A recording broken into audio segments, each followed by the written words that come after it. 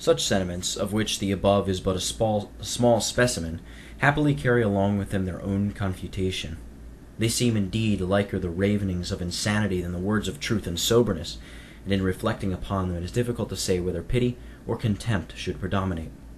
The following is a mere outline of the argument by which, had time permitted, we intended to have disposed of these preposterous and arrogant pretensions. In the first place, we have already proved that presbyters and bishops are of one order and of equal authority, that in the New Testament the same individuals are designated by both names indiscriminately. To pretend, therefore, that ordination by a bishop is valid, but by presbyters invalid, is a miserable begging of the question, for in the beginning of Christ's religion, and till it was corrupted by Antichrist, no such distinction was known. In the second place, we can prove from Scripture that ordination was performed by presbyters. In Acts 13, verses 1 through 3, we have an account of the ordination of Paul and Barnabas by certain presbyters at Antioch, and Timothy was ordained by the laying on of the hands of the presbytery. Presbyterian ordination, then, is unquestionably valid, and for our own part we are perfectly satisfied with having been put into the ministry in the same way as Paul and Barnabas and Timothy. But in the same place there is no evidence that the 12 apostles from whom it is pretended bishops derived this magic power, by virtue of direct and unbroken succession, did themselves ever ordain either presbyter or bishop. This is not specified in the commission which they received from the Lord, and accordingly they ordained none, so far as we know, except the deacons at Jerusalem who were to manage the concerns of the poor.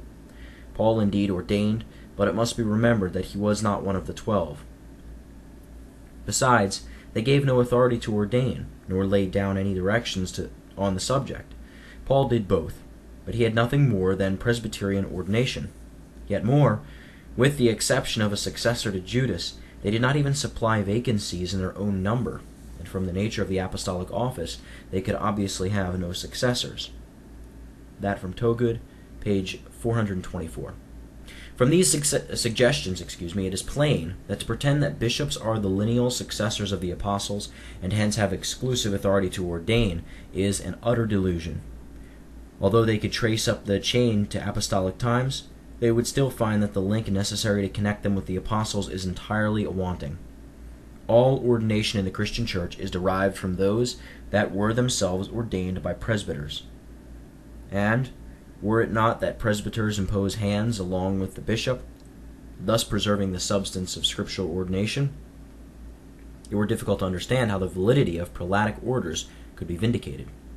Scotch Episcopalians maintain the powers of the bishop to ordain without his presbyters, which must render their ordination still more irregular than that of the Church of England. In the fourth place, we utterly deny that any such thing as an unbroken succession can be traced to the apostles. The most effectual and the most summary way of treating such as advance these foolish pretensions is to put them at once to the proof. You rest the validity of your orders upon the circumstance that you were ordained by a bishop descended by uninterrupted succession from the apostles. Produce your genealogical tables then, and trace your pedigree up to any one of them.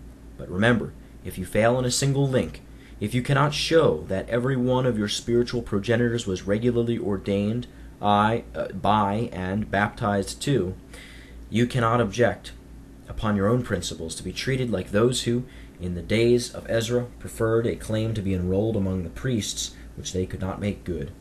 These sought their register among them, that were reckoned by genealogy, but they were not found. Therefore were they as polluted, put from the priesthood. Ezra 2, verse 62.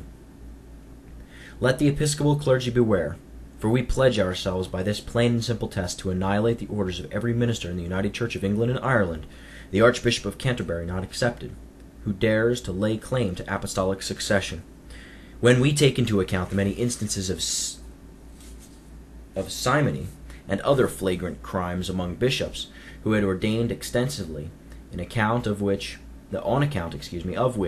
they were deposed, and all their ecclesiastical acts declared null and void, the conflicting claims of 2 or 3 rival popes, all ordaining, anathematizing one another, and perhaps all pronounced usurpers, deposed and their deeds cancelled, the alleged occupancy of the chair of St. Peter by a female, the annulling of all the deeds of Pope Formosus, who ordained Plegmund, Archbishop of Canterbury, from whom many of the clergy in England obtained ordination in their turn, the impossibility of determining who were the first 7 bishops of Rome, the long gaps that the wit of man cannot fill up, the fact that a large number of the English clergy at one time received ordination from the Scottish presbyters, coupled with another fact that in the reign of Henry VIII and Edward VI, the leading bishops took out commissions from the king for exercising spiritual jurisdiction, and hence acted not as ministers of the gospel in ordaining, etc., but as officers of state, when these, and they are but a specimen of the insuperable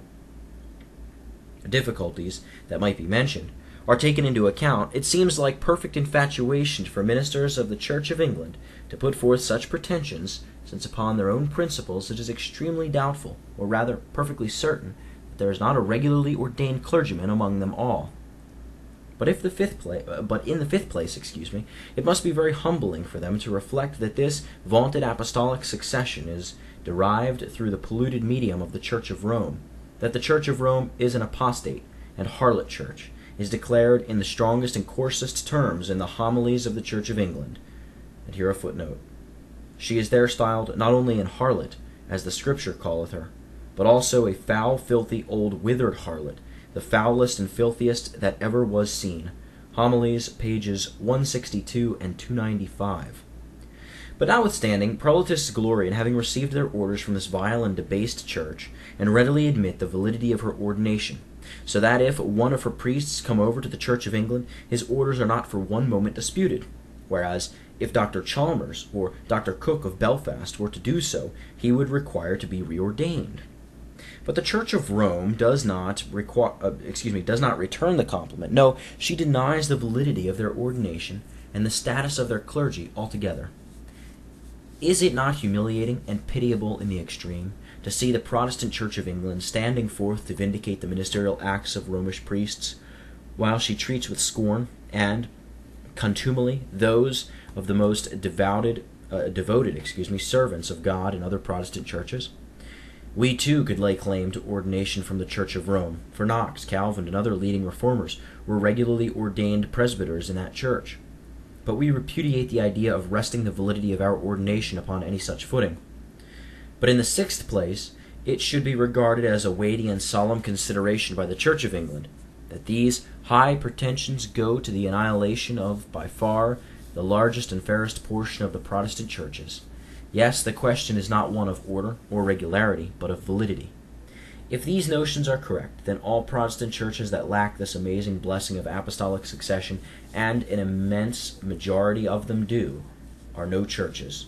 Their ministers, no ministers, and their sacraments, no sacraments. Ecclesiastically considered, indeed, they are annihilated. Now, to a pious and charitable mind, there must be something painful and revolting, one would think, in the very idea of uprooting the Reformed churches of Scotland, France, Holland, Switzerland, Germany, Hungary, Denmark, and America, together with all independent Methodist and Baptist churches. Were the evidence not very clear, it would be a luxury for such a person to indulge the hope that some of them, at least, are true churches of Christ, and were it quite overwhelming, it would not be without a pang and a sigh that he could bring his mind to the thought of unchurching them all. The recollection of the great and good men by whom they were founded, as Calvin, Knox, Bucer, Melanchthon, Beza, Zwingli, etc., of all eminent servants of God, whose praise is in all the churches that have adorned their annals, and of the numerous believers that have been converted and trained up for glory within their pale, would lead them to pause and doubt whether after all there might not be some flaw in the argument which is fraught with such fearful consequences. How shocking the thought, therefore, that a high Episcopalian, unknown, it may be, for aught but bigotry and intolerance beyond the walls of his own cathedral, should without evidence, yea, against all evidence, take a kind of savage delight in reducing by a few strokes of his pen those renowned ministers of Christ to mere humanly appointed professors of the art of persuasion, in turning these fair portions of the Christian vineyard, which once bloomed like the garden of the Lord, into a hallowing moral wilderness, and in handing over their millions of devout worshippers like unbaptized pagans to the uncovenanted mercies of God. My soul, come not thou into the secret of these fierce and uncharitable polemics, Another great evil of these absurd pretensions is that they tend to exalt unduly what is merely ritual, and lead to a consequent depreciation of the grand essentials of a faithful gospel ministry. According to them, the question is not whether the gospel be purely, ably, and successfully preached in our pulpits, whether discipline be fairly administered, and whether sinners be converted and saints edified. No, no. The grand thing is apostolic succession and episcopal ordination. And if people are baptized, confirmed, receive the communion, are absolved, and have the funeral service read over them at last by a minister that is possessed of this mysterious virtue, then all is well. It is of small moment whether he preaches truth or error, has foul or clean hands. Apostolic succession covers all defects and cures all evils. These notions are instinct with the very spirit and essence of popery. But they must tend farther to disturb and unsettle the minds of the common people, when the validity of all religious ordinances and ministerial acts is suspended upon a qualification that is incapable of being proved, yea, which the more it is examined must appear more and more doubtful, and to the intelligent utterly baseless. The people must either be harassed with perplexing doubts, resign themselves to implicit faith and superstitious credulity, or, despising such pretensions as arrogant priestcraft, give way to skepticism and infidelity. All these results are, we fear, too common. Truly and justly does one of their own prophets, Bishop Hoadley, observe, I am fully satisfied that till a consummate stupidity can be happily established and universally spread over the land, there is nothing that tends so much to destroy all respect to the clergy as the demand of more than can be due to them.